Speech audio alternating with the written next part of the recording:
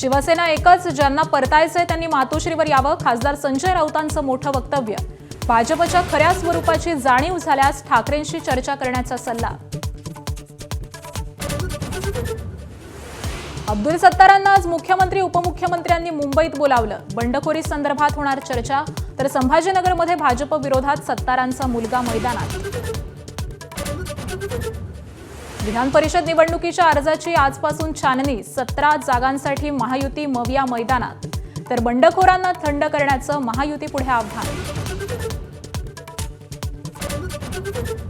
विधान परिषदेत जागा न मिळाल्यानं रामदास आठवलेंची नाराजी. दगाफटका करत नाही म्हणून गृहीत धरू नका. महामंडळ नियुक्त्यांमध्ये तरी आमच्या मैत्रीचा सन्मान राखा, आठवलेंची पोस्ट.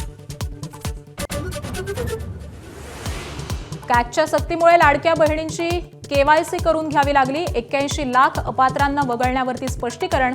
अपात्रांकडून हप्ते परत घेणार नाही, असाही खुलासा.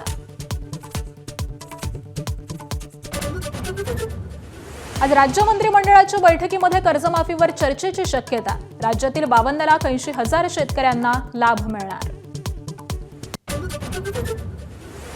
हातपाय तोडण्याशिवाय लोक कायदा पाळणार नाहीत. कर्नाटक हायकोर्टाचं धक्कादायक वक्तव्य.